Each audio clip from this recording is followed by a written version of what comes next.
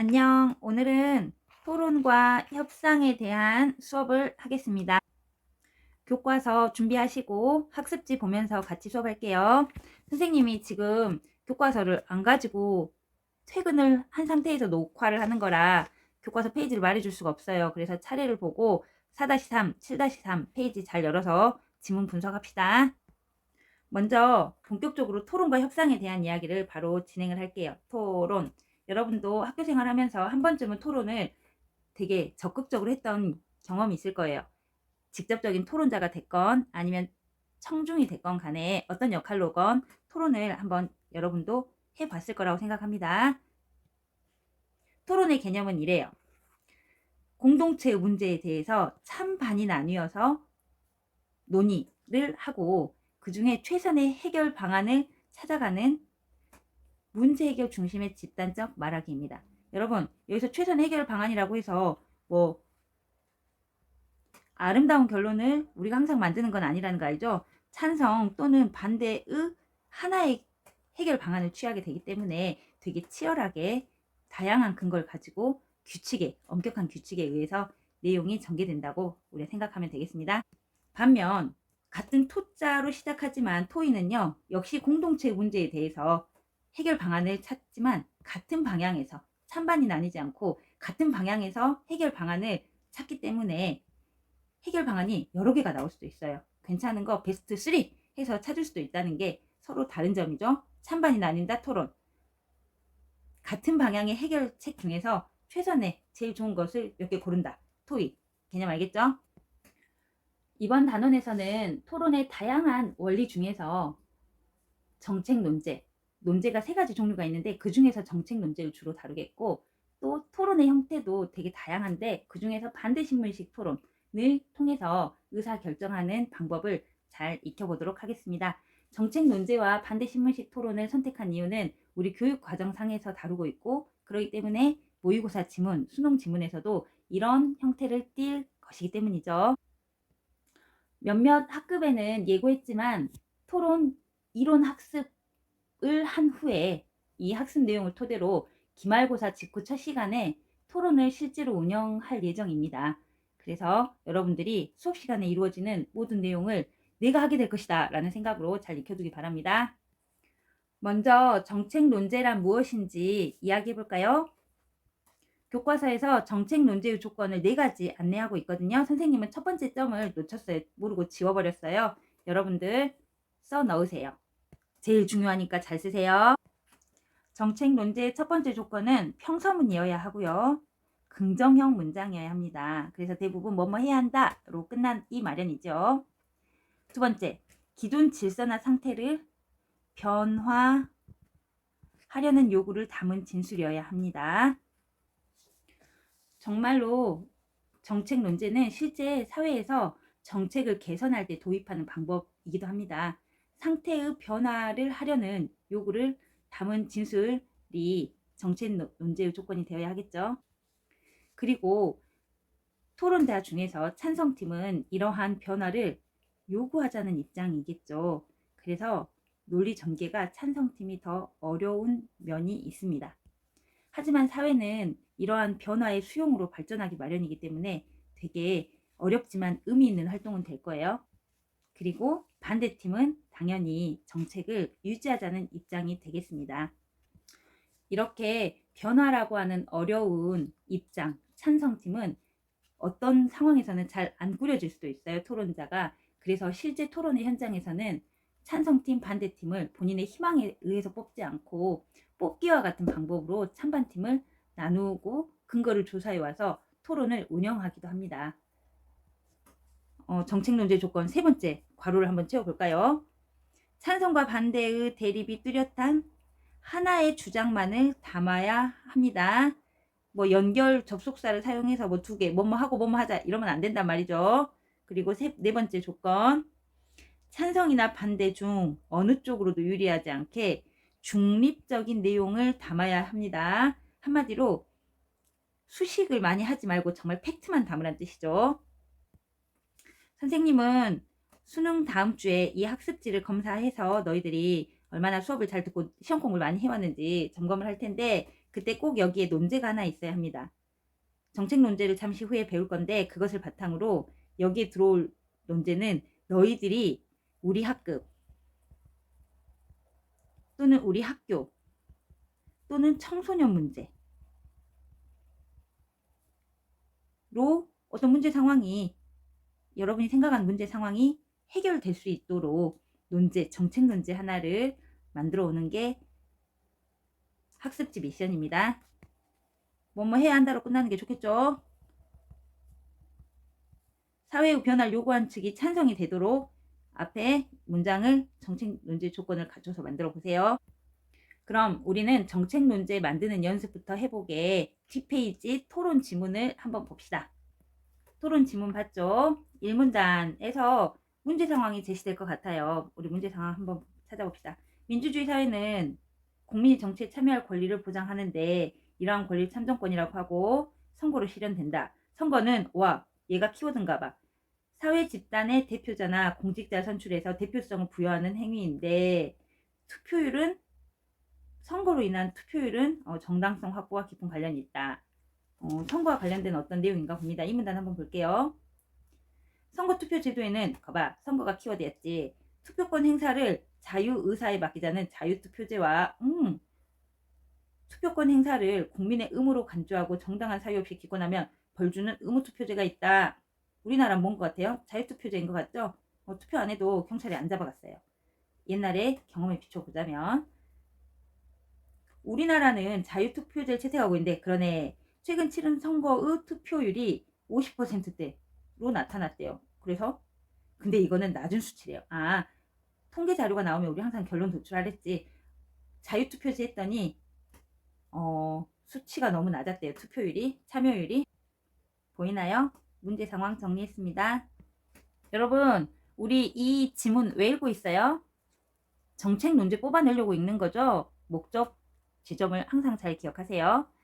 드디어 공동체의 문제, 갈등 상황이 발생했습니다. 어떻게? 의무투표제를 도입해야 한다. 이것이 변화를 추구하는 입장이네요. 그리고 자유투표제를 유지해야 한다라고 하는 두 입장이 대립을 이루고 있네요. 갈등. 그럼 정책 논제의 조건을 보면서 우리가 만들어 봅시다. 평서문 긍정형으로 만들 건데 2번을 좀 기억해야겠죠? 기존의 질서나 상태 변화 요구죠. 그러면 기존의 질서는 자유투표제니까 변화 요구를 담은 진술이어야 합니다. 그래서 우리가 만들 정책 논제는 뭐야? 의무 투표제를 실시해야 한다. 로 만들면 되겠죠? 얘는 보세요. 긍정형이야. 긍정형이야. 평서문이야. 그리고 하나의 요구만 담았고 자유투표제를 폐지하고 의무투표제를 실시하다. 이게 아니니까 하나의 주장만 담았고 그 어떤 수식어도 없잖아. 의무투표제, 투표제를 높일 수 있는 의무투표제라고 하는 수식어도 없으니까 중립적인 내용 됐습니다. 이렇게 우리 기존의 질서나 상태를 변화하는 요구를 담아야 정책 논제가 된다는 거 기억하세요. 다음으로 우리가 알아야 될 개념이 필수 쟁점이라는 개념이 있습니다. 여러분, 단어만 들어도 뜻이 연상되지 않나요? 필수적으로 부딪히는 어떤 문제점이 필수 쟁점이겠죠? 누구랑 누가 필수적으로 부딪히겠어? 찬반이 부딪히는 문제겠지? 네. 그래서 정책 논제로 토론을 할 때는 꼭 이런 필수 쟁점을 다뤄줘야 한다. 필수 쟁점은 이렇게 세 가지가 있습니다. 문제가 심각한 상황이 생겼으니까 해결하기 위한 사회의 변화를 논의하는 거겠죠. 그리고 실행 가능성을 탐색을 할 것이고 효과 및 이익, 효과가 더 크면 효과나 이익이 더 크면 정책을 실현하는 거고요. 바꾸는 거고요. 효과보다 비용이 더 크면 예전 것을 유지하겠죠. 이런 식의 논리를 펼치는 그런 배경이 아마 필수 쟁점으로 펼쳐지게 될 겁니다. 네, 뒷장의 지문에서 필수 쟁점을 확인할 수 있는 것 같아서 다시 돌아왔습니다. 의무 투표제에서는 문제의 심각성을 보여주고 있어요. 어떻게? 투표 결과의 정당성 확보 문제가 심각해. 너무나 자유투표제 했더니 50% 정도 라고 하는 퍼센트를 심각하다라고 해석을 하는 거죠. 그리고 해결 실현 가능성, 실행 가능성 의무투표제의 강제성과 법적 제재가 투표율을 높이니까 발생하는 문제를 해결할 수 있다고 실행 가능성, 해결 가능성을 모색했네요. 그리고 그렇게 됐을 때 의무투표제는 정치 소외 계층에 더 관심을 쏟게 될 거라고. 누가 정치인들이 소외 계층까지 표를 받아야 되니까 이런 효과를 얻을 수 있을 거라고 지금 쟁점을 이렇게 언급하고 있는 걸 우리가 살펴볼 수 있겠습니다. 그리고 자유투표제 측에서도 이렇게 쟁점 분석한 내용이 여기에 정리되어 있어서 우리가 같이 한번 살펴봅시다. 당연히 자유투표제는 현행을 유지하려고 하니까 심각하지 않아 라고 하겠죠. 심각하지 않아 라고 주장하겠죠. 문제의 심각성에 대해서. 그리고 의무투표제로 해결할 수 있다라고 봤던 내용에 대해서 의무투표제만이 답이 아니야 라고 하겠죠. 그럼 뭐가 더 있대요? 신뢰 회복이나 뭐 프로그램, 모의투표 교육 프로그램 등등 교육을 통해서도 할 수 있다. 투표율을 높일 수 있다. 라는 입장이죠. 그리고 마지막으로 효과. 그렇게 뽑힌 정치인들의 부작용, 그리고 그냥 찍는 사람들 때문에 뽑히는 그런 왜곡 현상을 이렇게 효과에 대한 부작용을 언급하고 있죠. 그래서 여러분은 의무투표제의 찬성 측과 반대 측의 필수 쟁점에 따라서 정리하는 이 표를 내용으로 채워오고요. 선생님은 일반적으로 어떤 내용이 들어간지만 설명하겠습니다. 네. 필수 쟁점의 찬성과 반대팀이 각각 담아야 하는 내용을 이렇게 다이아몬드 표시안에다가 넣어봤습니다. 찬성은 변화를 요구한 측이잖아요. 그러니까 문제가 심각하다. 지금 해결하지 않으면 정말 안 해결되고 문제는 더 커질 거다라는 내용을 일반적으로 담아야 되겠죠. 반대는 심각하지 않다라는 내용을 담겠죠. 찬성팀에서 문제 해결이 가능하다. 내가 도입하는 이 변화의 요구는 그 문제의 해결을 해줄 것이다. 그리고 이것이 답이다. 최선이다. 라고 하는 논리를 펼친다면 필수 쟁점에서 반대팀은 어떻겠어요? 해결 방법이 아니다. 또는 그거 말고 이런 방법도 있다. 이런 논리를 펼치겠죠. 그리고 찬성팀에서 효과 및 이익 분석에 대해서 이익이 더 많다고 당연히 분석을 한다면 반대팀은 부작용은 생각 안 해봤냐 라는 내용으로 필수 쟁점에 대한 우리가 논쟁을 해 나가게 됩니다. 그래서 찬성과 반대팀은 이러한 내용들이 반드시 담기는 토론을 진행시켜야 된다는 뜻이고, 우리가 실제 토론할 때 이런 모습 보기를 희망합니다. 토론 참여자의 역할과 태도를 볼게요. 여러분의 토론의 상황에서도 각각의 역할자들을 선출할 거고 이미 선출이 된 반도 있습니다. 1번 논제를 소개하고 공정하게 진행한 사람 누구예요? 순서를 지킬 것을 유도한 사람은 사회자예요. 그래서 사회자를 맡은 친구들은요, 요 반대 신문식 토론 절차에 대해를 잘 숙지하시고, 이거는 외우란 뜻은 아니에요. 이 토론 절차를 보면서 이대로 진행될 수 있게 멘트를 준비해오란 뜻이에요. 사회자 잘 들었지? 자, 그리고 토론자가 가장 많은 역할을 하게 될 건데요. 필수 쟁점을 파악해서 규칙을 지키며 토론에 임해야겠습니다. 토론의 규칙은요, 아래의 순서도 규칙이고요. 각각 발언하는 시간 등 되게 엄격한 그런 규칙을 갖습니다. 예를 들면 시간 같은 경우 찬성이 반대를 설득하고 반대가 찬성을 설득한 상황에서 시간이 더 많이 주어지는 건 설득을 더 잘할 수 있는 가장 쉬운 방법이 되기 때문에 엄격하게 사회자가 시간 제한을 할 거고, 시간을 넘을 경우 감점 대상이 되는 등의 불이익이 있을 겁니다. 시간 안에 논리를 잘 전달해야 돼요. 그리고 마지막 토론 참여자에는 청중이 있습니다. 학급에서 토론을 실제 진행할 때 청중이 가장 많은 숫자를 차지하게 될 거예요. 그리고 이 청중의 역할은요, 경청하고 토론의 찬성과 반대의 승패를 가리는 역할을 할 겁니다. 청중은 객관적인 입장에서 듣지 누가 잘생겨서 점수를 더 주고가 아니고요.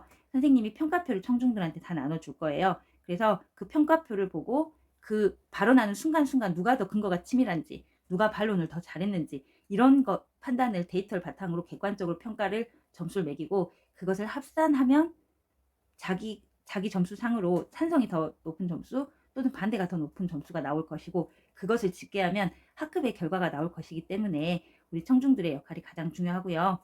사회자는 토론자와 함께 더불어서 선생님이 잘했을 경우, 되게 못했거나 토론에 임하는 자세가 장난스러우면 선생님도 세특에 연결시켜주지 않을 건데, 만약에 진지하게 정말 잘했다라고 하면 세특과 연결시킬 거고요. 청중에 점수표 밑에 감상문 적는 칸에 이 부분을 청중도 정말 잘 작성을 해서 제출할 경우 이 친구들 중에서도 몇 명 뽑아서 세특과 연계시키는 그런 활동으로 토론을 기말 시험 직후에 실시할 예정이니까 우리가 과정을 잘 듣고 참여합시다. 토론의 절차에 대해서 잠깐 설명할게요. 자, 토론의 절차는요, 쓰기가 바쁘니까 말로만 알려줄게요. 일단 사회자가 안내할 거고요. 외워갈 필요는 없어요. 1번. 반대신문식이라고 하는 이름이 나온 이유가 입론 뒤에 반대신문이 꼭꼭 붙기 때문에 우리는 반대신문식이라는 이름을 갖게 됐습니다. 이 토론이. 그리고 두 번째, 발언자가 계속해서 바뀝니다. 계속해서 바뀝니다. 어떤 의미인지 방금 이제 절차를 표시하면서 우리가 확인합시다. 그리고 모든 반대신문식 토론은요, 찬성에서 시작돼가지고 찬성에서 끝나야 하는 그런 규칙이 있어요. 왜? 찬성이 좀 더 논리를 펼치기 어려우니까 그런 입장에 대한 배려라고나 할까? 네. 그리고 각각의 토론자들은 모두 동일한 발표 횟수를 갖게 될 겁니다. 그러면 순서 한번 표시해 볼게요. 입론 1토론자가 입론 자신의 입장을 표명하는 입론을 발표했습니다. 이 입론 안에는 뭐가 들어가야 된다고? 필수 쟁점이 들어가 있어야 한다고요. 이제 연결되죠? 네. 자, 그러면 두 번째, 이 입론에 대한 반대 신문이 이어져야 하는데 그 반대 신문은 찬성 측에서 하면 안 되겠죠. 반대 측에서 해야 되겠죠. 1토론자랑 2토론자 중에서 할 건데 잘 봐. 1토론자 이후에 반대 측에서 1토론자가 다시 입론을 할 거예요. 그러면 말하는 순서가 겹치지 않으려면 누가 반대 신문을 해야겠어? 어쩔 수 없죠. 제 2토론자가 1토론자에 대한 반대 신문을 맡아주는 수밖에. 이해 갑니까? 찬성 측 1토론자가 입론을 한 후에는 반대 측 1토론자가 입론을 해야 되는데 이 입론에 대해서 반대 측에서 반대 신문을 하기에는 1토론자는 이제 금방 입론을 발표해야 될 사람이니까 2토론자가 반대 신문을 하는구나. 원리 이해 갔죠? 자, 그러면 3번 순서는 누구예요? 당연히 3번은 얘겠죠. 이제 반대 신문 끝났으니까 얘가 입론을 하겠죠. 찬성이 입론 한번 했으니까 반대가 입론 한번 해야지. 그러면 이 3번 입론 다음에 누가 입론을 할까? 반대 말고 이제 찬성 측 제2 토론자가 입론을 하겠지. 그러면 여기서는 이 3번에 대한 반대 신문 누가 해야 돼? 얘가 해야 되겠죠. 이해 갑니까? 네. 그럼 찬성 2토론자의 입론 후엔 누가 입론을 하게 돼 있어요? 반대 2토론자가 입론하겠지. 그러면 얘가 7번이 되겠고 이 5번 입론에 대한 반대 신문 누가 해야 돼? 2토론자가 입론할 거니까 얘가 반대 신문을 해줘야 되겠지. 됐죠? 네, 순서 외우는 원리였습니다. 그럼 마지막 반대 신문 누가 하겠어요? 이 사람이 하겠죠. 네, 여기까지가 입론이 끝나는 지점이에요. 입론 종료. 자, 그러면 이제 반론으로 봅시다. 선생님이 아까 말했어요. 반대 신문식은 입론에서 찬성에서 시작해서 찬성으로 끝나야 된다 라고 했으니까 찬성으로 끝나려면 12번 반론이 찬성으로 끝나려면 반론은 누구부터 시작하는 거야? 네, 반대부터 시작해야 되겠죠. 반대부터 시작을 해야 9, 10, 11, 12 이렇게 찬성으로 끝나는 거죠. 네, 이렇게 해서 우리 각각의 횟수도 한번 살펴보세요. 1토론자 몇 번 발표했나요?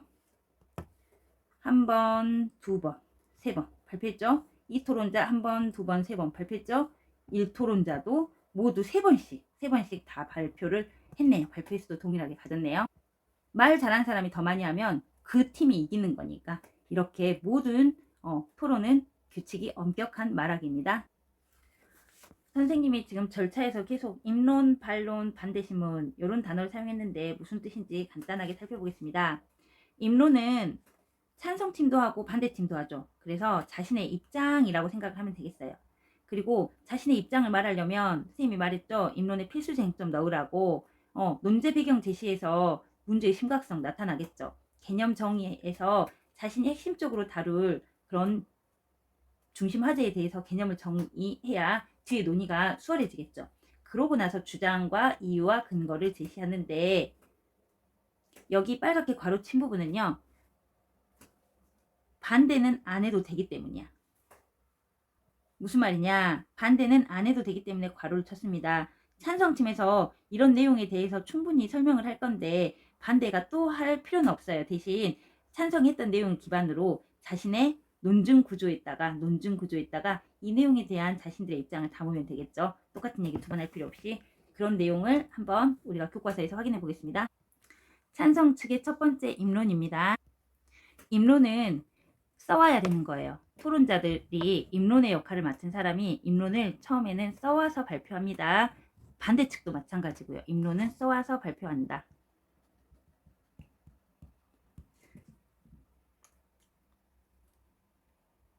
빠르게 볼게요. 논제 배경 제시. 평균 투표율이 턱없이 낮다. 그리고 의무투표제란 이렇게 자신이 토론을 진행할 자신의 주장을 유리하게 끌어낼 수 있는 개념 정리. 그리고 노란 줄 주장. 그리고 이유가 세 번째, 세 가지 병렬식으로 제시되고 있고 각 문단에서 괄호 친 부분들이 이유에 대한 구체적인 근거 되겠습니다. 여기서 근거란 구체적인 사례 등을 보여주고 있는 것이죠. 여기에 논증의 구성 요소에 들어갈 내용들이 나와 있네요. 주장은 내세우는 의견, 이유는 주장을 가능하게 하는 신념이나 생각 때문이다로 끝나면 이유가 잘 작성이 되겠죠. 그리고 근거는 그에 대한 주장과 이유를 지지해주는 자료, 사례 등을 뜻한다. 이것을 논증 구성 요소라고 합니다. 이 단계를 논증이라고 한다고요. 반면 반대측의 입론입니다. 반대측도 입론을 써왔을 건데 뭐가 빠져 있어요? 앞에 논제 배경 제시하고 개념 정의 부분이 빠져 있죠. 네, 그러고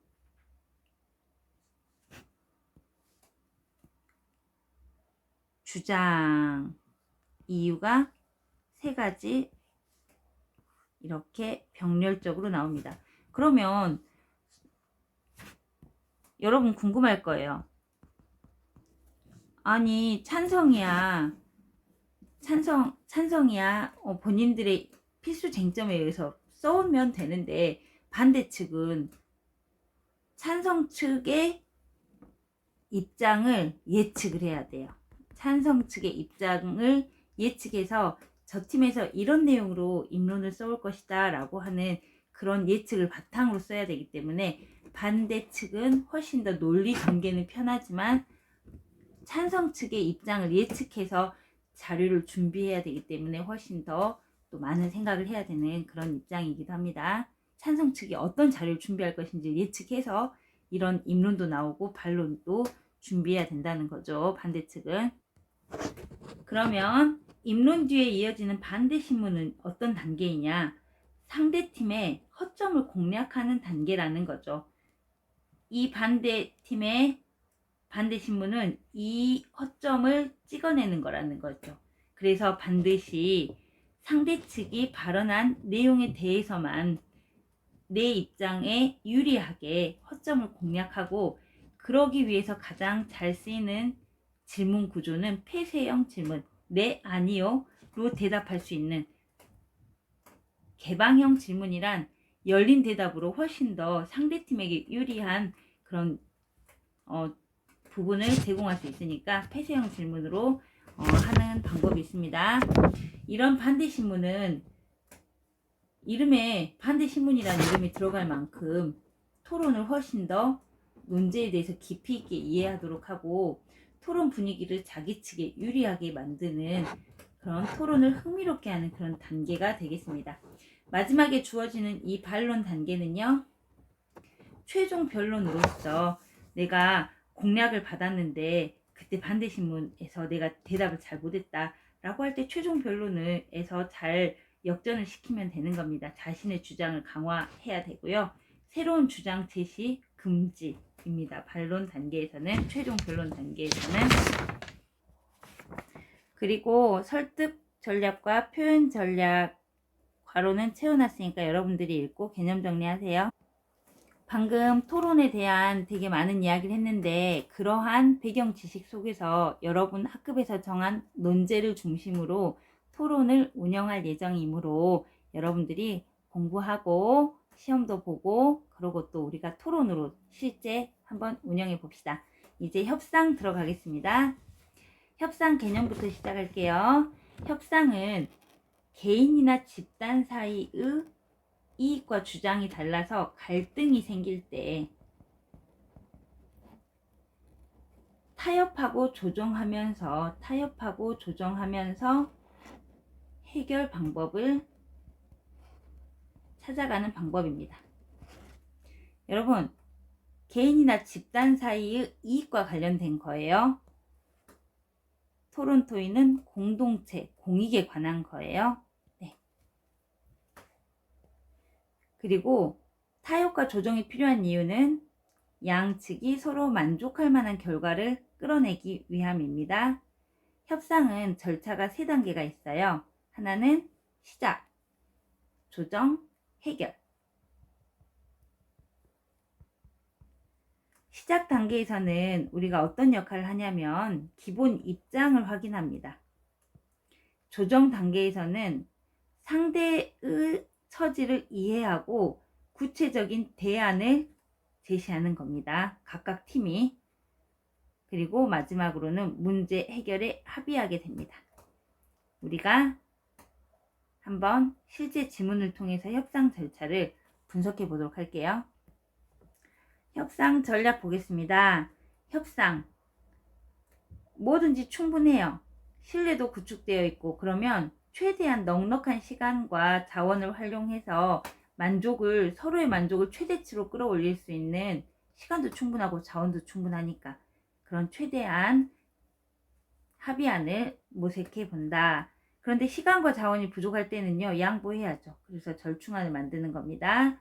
근데 상대와의 관계가 더 중요해, 협상 결과보다. 그러면 나의 허용 범위 안에서 최대한 상대의 의견을 수용해 주는 거예요. 상대의 이익을 수용해 주는 거예요. 근데 오히려 내 손해가 너무 크다, 관계 유지할 필요도 없어, 그럴 때는 다음에 협상하자, 우리는 이때 결렬되었다 라고 하죠. 그럼 협상 지문 분석해 볼게요.